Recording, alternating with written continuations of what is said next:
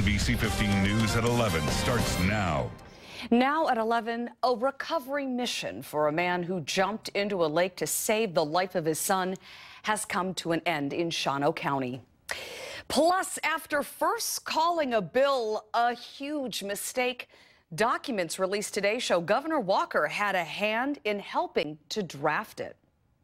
And roll 'em, our Packers ride in style to their first official practice of training camp. Hello and good morning, everyone. I'm Christine Belport. Another absolutely gorgeous July day outside, and it seems as though the humidity has lifted for a bit, at least for now. Let's check in with Charlie with more. Hi, Charlie. Hello. 20 years ago with those bikes and the players riding, and I always thought it was really odd. I think it's really cool now. It is. As I get older, Yeah. I'm like, that is the coolest thing. Oh, it is. And they've been doing it since the 60s. Right. Yeah. Very cool. Yep. That's our pack. Yes, it's warm there. Believe it or not, Green Bay is probably going to be warmer than we are today, and we're going to hit the mid-80s for high temperatures today. Here's the forecast, and an 81 at noon, 85 at 3 p.m. I think we're going to hold right around 85, 4, 5 o'clock, and then start to fall off a little bit. Kind of breezy. Westerly winds up there around 15 miles per hour now.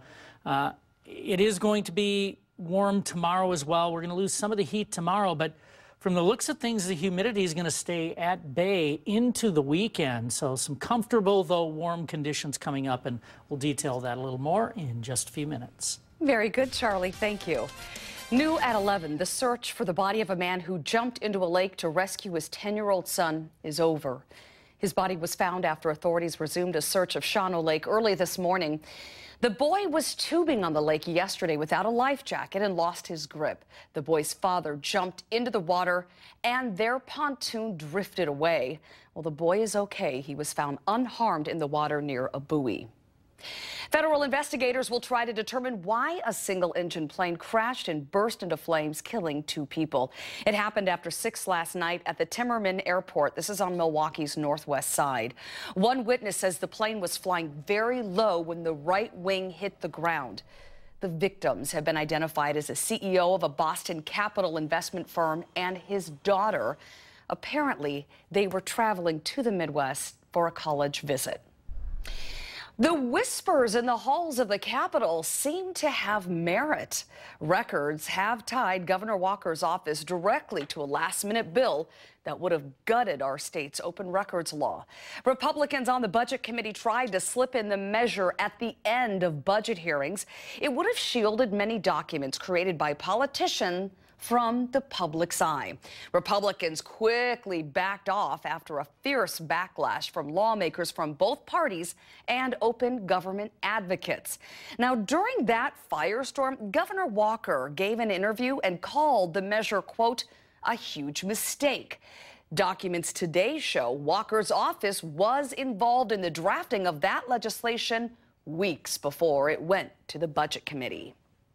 Meantime, a new national poll shows Donald Trump's surge of momentum continues a week away from the first Republican presidential debate. The Quinnipiac University survey shows Trump with a clear lead, getting the support of 20% of Republican voters. Governor Walker trails at 13%, and Jeb Bush, number 3, with 10% support. Around the nation now, a former University of Cincinnati police officer has pleaded not guilty to murder. Ray Tensing is charged with murder and manslaughter in the shooting death of Samuel DuBose. Tensing pulled over DuBose earlier this month for a missing front license plate. Video from Tensing's body camera shows DuBose questioning why he was being asked to get out of his car and also refusing to do so. And Tensing eventually shooting him in the head. Tensing has since been fired from the campus police department. A showdown is expected over this. Environmental activists are dangling from a bridge in Portland, Oregon. From the bridge and down in the water, see the kayakers there? They're trying to block the Shell Oil icebreaker from heading to the Arctic for a drill operation. Well, the U.S. Coast Guard is warning the activists they are breaking the law. Around the world now, debris, possibly from missing Malaysian Airlines flight MH370, has been discovered. The flight vanished in March of last year with 239 people on board. Air safety investigators say they have a, quote, high degree of confidence the debris is a part of the wing of a Boeing 777. That's the same model as the missing Malaysia Airlines plane. The most difficult part's not knowing anything. We're all longing and waiting so much for any sort of news that is, valid. But when we get it, I think it's going to be another emotional roller coaster as well. There it is. Well, right now, it's too soon to tell whether the debris is for sure a part of flight MH370. Well, now to the Minnesota dentist who has become a target of worldwide outrage for killing one of Africa's most beloved lions. He's now apologizing in a new letter to his patients. NBC's Kevin Tibbles is in Minneapolis with more. The big game hunter now the target of animal activists and critics, angry with Minnesota dentist Walter Palmer, following his admission that he killed the beloved lion named Cecil earlier this month in Africa. Outside his closed dental office in Minnesota, a memorial of stuffed animals and signs for Cecil the lion has grown. Had I known he was this horrible, vicious, big game sport hunter, I wouldn't have been visiting his practice for all these years. No sign of Dr. Palmer, but in a letter to patients, he again said he had no idea the lion hunt may have been illegal and vowed to cooperate with authorities. Adding, I don't often talk about hunting with my patients because it can be a divisive and emotionally charged topic. Palmer maintains he paid his guides to obtain proper permits.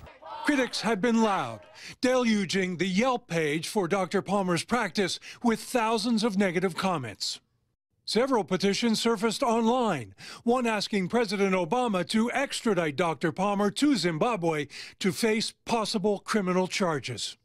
Others, like rocker Ted Nugent, came to Palmer's defense, writing, all animals reproduce every year and would run out of room, food to live without hunting.